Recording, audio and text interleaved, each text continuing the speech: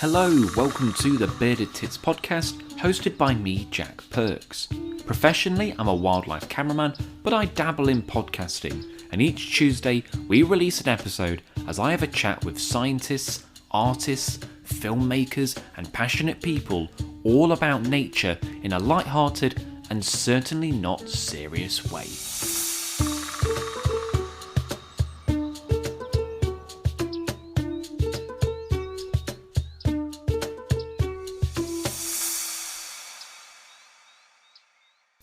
Hello and welcome to the Bearded Tits podcast. I'm your host, Jack Perks, and today I'm doing this podcast from my kitchen.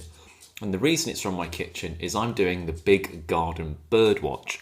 This is something that the RSPB do at the end of January each year. Rosie, get out of the bin.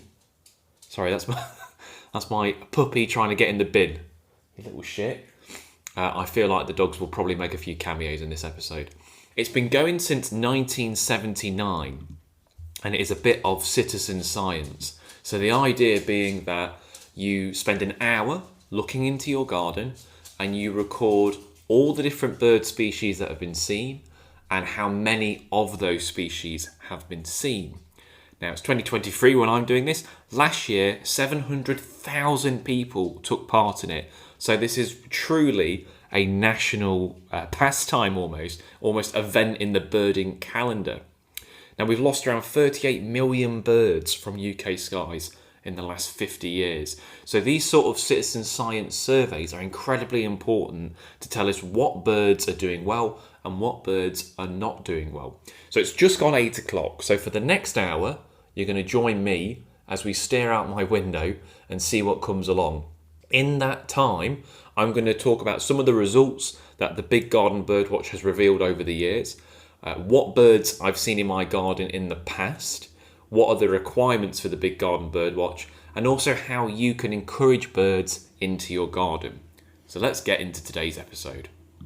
So what's the criteria? Well, you don't have to be a member of the RSPB, anyone can do it. And essentially, you count the birds that you see land in your garden, your balcony, or your local park.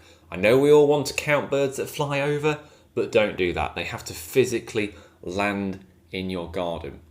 Now my garden is modest, I suppose. I mean, I don't know the parameters of it. It's maybe 5 meters by 5. It's pretty square, so it's not a huge garden, but we do get birds in it. It's not prolific, if I'm perfectly honest with you, and I'll come on to that in a little bit when I talk about my garden bird list and what I attract, but hopefully we get something. The important thing with these surveys is it's just as important if you get nothing as if you get something. Because if you don't record anything, that's still important data. So as of yet, I am not seeing anything, actually. Well, when I put the bird, because I've just put some bird food out, I did hear robins calling, but they've not landed in the garden, so I can't count it yet. There's what is that? I think that's a herringle flying. But again, I can't count that because it's not landed in my garden. Well, while we're waiting for birds to turn up, I'm going to talk a little bit about what I've done to attract birds into my garden. I am actually thinking about doing a podcast on my wildlife garden. If any of you follow my YouTube channel, Jack Perks Wildlife Media, you'll know that I do quite a lot of videos on wildlife gardening, and I've turned my modest garden into a little mini nature reserve. There's videos on like how I dug my pond and my wildflower meadow and etc. and stuff like that. And I have tried to encourage birds, but I'll be completely honest with you, it's not prolific. And there's a couple of reasons for that. One is cats, which, look, I'm not going to get into the whole cat thing. If you're a regular listener, you'll know my thoughts on cats. But there are a hell of a lot of cats in the neighbourhood. That's not ideal. The other trouble is that I don't have a lot of cover for birds in my garden. So to the right of my garden, I've got a Pythagoras bush, I've got a buddleia bush, and then a couple of spindly bushes that I've planted, which over the years will mature, but at the minute, there's not a lot of cover there. I've then got a cherry tree. That's where my bird table is. And then I've got some other kind of native hedgerow that I've planted, but it's not established yet. So probably in 5 or 6 years, when all that has bushed out, that's going to be brilliant for birds. Lots of cover, places to hide, places to nest. But at the minute, my garden's pretty open and it's pretty bare. Birds like cover. If you can have trees, hedges, bushes, that's what birds like. And if you're picking a place to put your bird feeder or your bird table, near bushes is best, because they've got somewhere to land, they've got somewhere to hide if a predator does come along. There are some trees to the right of my garden, in a neighbour's garden, but then apart from that, the rest of my neighbourhood, let me just take a slurp of tea, I need this early in the morning. Oh, it's pretty bare. So I always think, even if you've got the best wildlife garden in the world, if your neighbours have got bugger all, it's like a sort of small oasis in the desert, but ideally you want to be interconnecting. So I haven't got a huge breadth of birds here anyway, unfortunately. But as I say, I've planted bushes, and I think that's one of the key things you can do to help birds. Obviously feeding them, I mean, I'm sure we all feed the birds. I haven't got feeders, all I've got is a standing bird table, and then occasionally I'll hang fat balls off that as well. Purely because I think once I get more cover, I'll maybe add more traditional feeders, but at the moment I'm just using that, and that seems to work well. I've got a few bird boxes in the garden, nothing's nested in them. I did have a couple of blue tits check them out last year, but nothing went in there. So I'm doing a little bit for the birds, but not masses, purely because I don't have many. But you could argue, if you don't help them, they're not going to come. So I think the two main things: plant lots of bushes, trees, hedges, and feed the birds, which is pretty obvious, I suppose. The wildflower meadow in of itself, I suppose, will help birds, because that's going to introduce lots of insects. And often I've got climbing rose, and in the spring that's full of aphids, and the birds love that. The sparrows and the blue tits will be on that. Still pretty quiet on the bird front, but why we're still keeping an eye out. Oh, no. I saw something on my neighbour's, which wouldn't count anyway because it's not in my garden. We have had wagtails in the area, but I don't think that's a wagtail. Well, anyway, that brings me on nicely to two feral pigeons flew over to my garden bird list. So I never used to keep a garden bird list, but it's something I've done more recently, and I quite enjoy recording what happens in the garden. Now, my criteria is slightly different to the Big Garden Birdwatch criteria, because I'll just count anything because I want a big list. So for my bird list, it's if I see it in my garden, if I see it fly over my garden, and if I see it land in my garden, then it all counts. So to confirm, this is my bird list, not the RSPB's one. So what have I got? Well, it's modest, but I'm going to read through the species that I've seen in my garden. I've been here 2.5 years. So we've got great tit, which is only recently actually. There's some common species, I've never had a chaffinch in my garden. So there's a few common stuff that I've not seen, or I've only seen once, and I've only ever seen one great tit in my garden. Blue tits are fairly regular visitors. They come in pretty often. The robin, we're pretty good mates, me and the robin. So I'll be digging around the garden, he'll follow me and get worms. And robins actually do that because before there were humans, they would have followed wild boar. And when the wild boar are snuffling in the dirt, they'll get worms. Now, we've lost wild boar mostly from the UK, but there's lots of gardeners, so the robin's just attached to gardeners instead. So if you ever wonder why a robin's so friendly, it's because they've been doing it for millennia with boar. I do get house sparrows. Certainly in the village I live in, you get them all around. Occasionally in the garden, not regularly. We do occasionally get house sparrows. I've seen one wren. Another really common bird. I only ever seen one wren in my garden.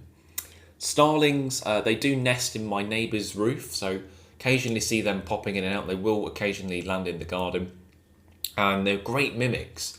My neighbour's starling actually does a fantastic impression of a buzzard, a really, really good buzzard. I'm sure it does a wolf whistle as well. God knows it's not got that from me, but it does do that.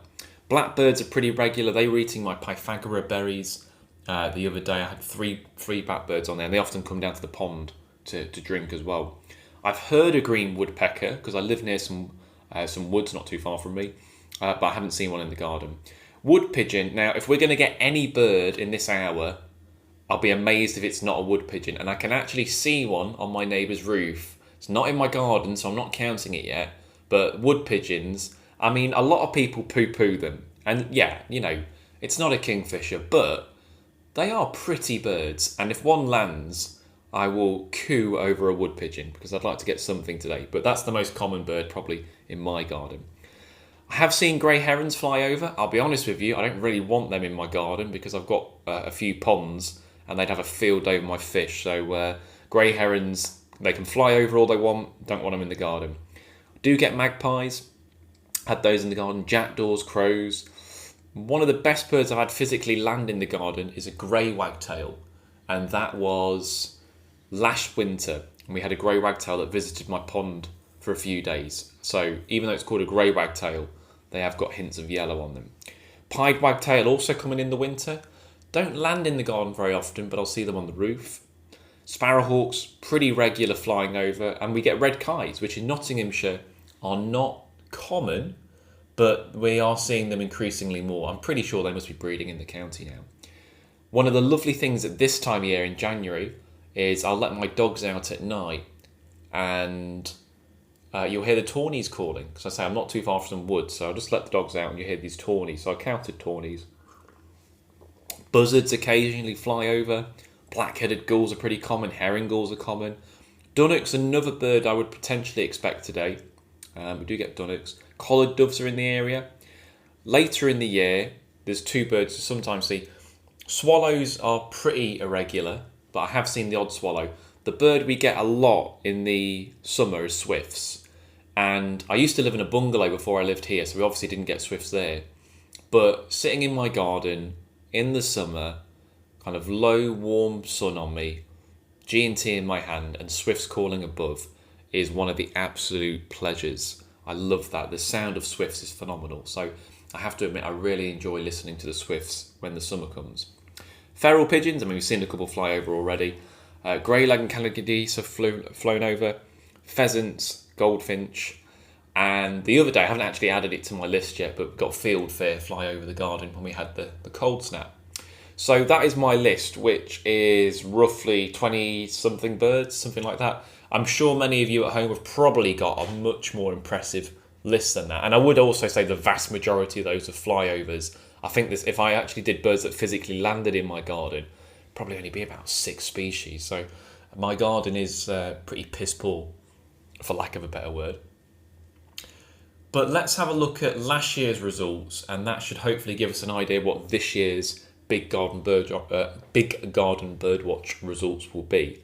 And obviously, once they collect all the data, they publish it so you can find out what's doing well. So last year, the most common bird was the house sparrow, which, they have had massive declines, and they are a UK red list bird, but that's obviously quite encouraging that they were the most recorded bird. Number 2 is blue tip, then starling, then wood pigeon at number 4. You've got blackbird, robin and goldfinch, great tit, magpie, chaffinch. So, I mean, none of those are particular shockers, are they? All fantastic birds that turn up in our gardens. Although I haven't had a chaffinch, I would love a chaffinch or a greenfinch. I think if I was going to have any dream bird visit my garden, and I'm talking about one that could actually visit it, it would be a toss-up between waxwings, which I have had when I lived in the bungalow. I had waxwings in my front garden because I had a small berry bush, and it was amazing. I nearly shit myself. I was so happy to have these waxwings in my front garden.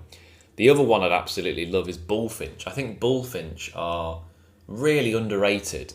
They are, when you see a male bullfinch, particularly with a light on it, they're stunning birds, and I've never had one in my garden. I haven't seen that many, to be honest. They're not a bird that I've got a lot of experience with. There's a few wood pigeons teasing me. Load of them are just flying over. Come on. I've never wanted a wood pigeon to land in my garden so much in my life. Oh, we've got our first bird. Get in. It's not a blank. So, I did call it earlier. It's a wood pigeon. And most people poo-poo them, as I say. But they're a beautiful bird. They are very, very pretty. Looking at this one's chest, it's sort of got like a purpley light mauve to the chest. It's got that pale grey blue on the head, and obviously that kind of fat overall look to them. think about turtle doves, which are very pretty in themselves, but if you swapped turtle doves and wood pigeons around, I think people would still coo over the wood pigeon. I think it's just human nature to be more interested in the rear thing.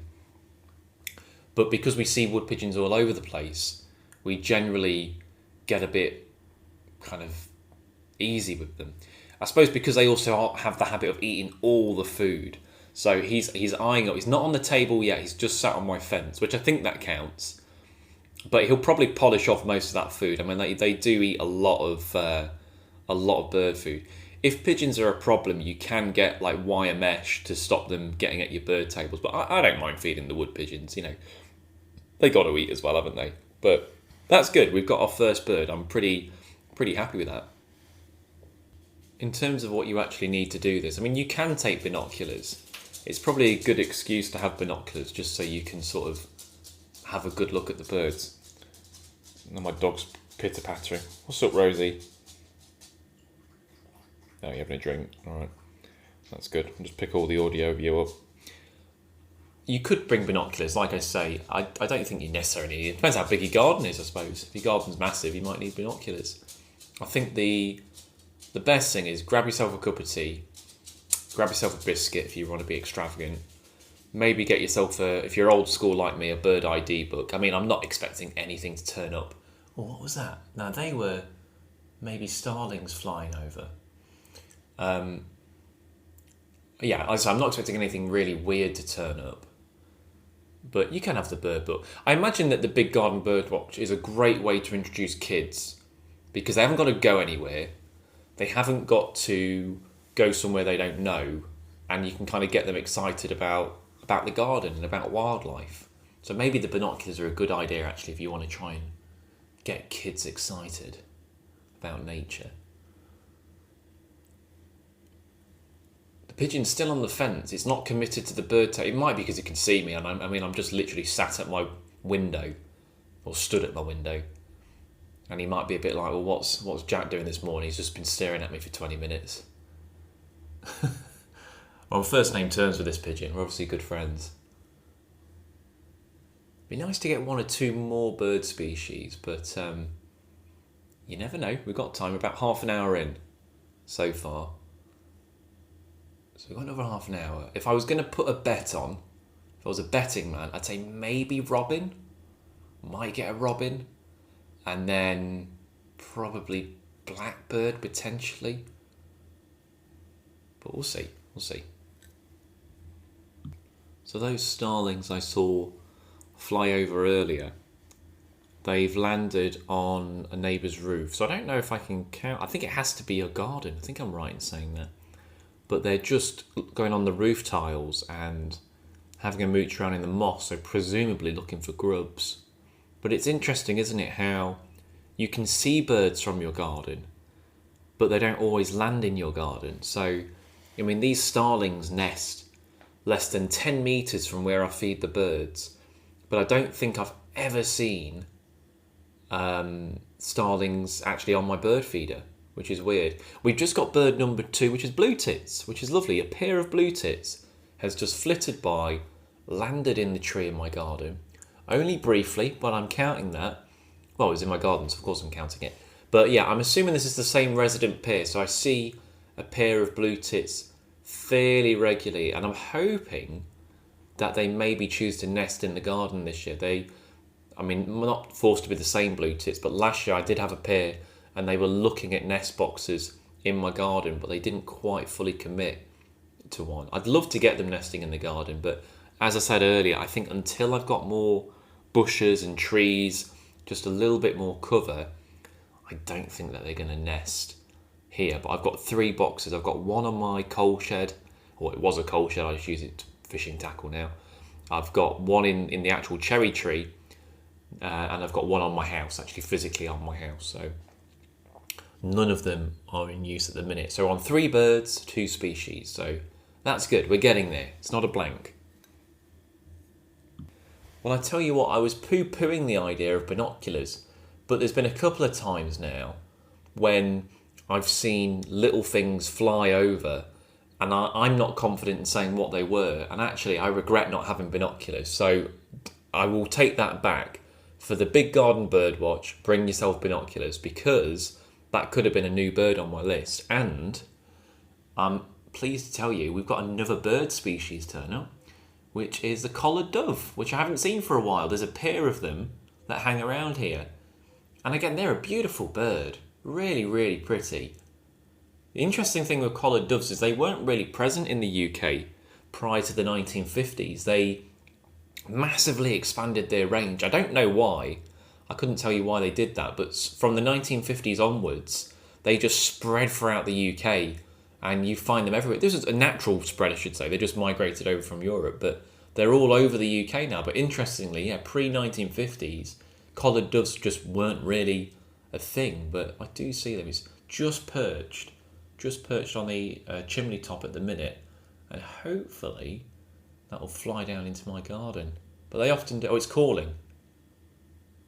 Probably can't hear that very well because it's in my kitchen. Talking. It's 8:30 in the morning. I'm in my pyjamas and I'm talking to a collared dove. Oh God, what am I doing in my life? Well, we've come to the end of my Big Garden Birdwatch. I've spared you the entire hour, and we ended up with 3 species of bird: collared dove, wood pigeon, and blue tit, with 2 blue tits. So 4 birds in total. Just had 2 pied wagtails fly over the garden, but as per RSPB rules, we can't count those. So 4 birds in an hour.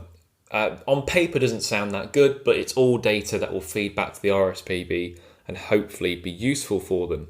If you are listening to this just after the actual RSPB Birdwatch, you can still submit your data, I think up to a week or 2 after, so you don't have to rush to do it. You've got plenty of time to submit that. Hopefully this has given you some ideas on what you can do in your own garden, and if you did do the Big Garden Birdwatch yourself, hopefully you did better than I did.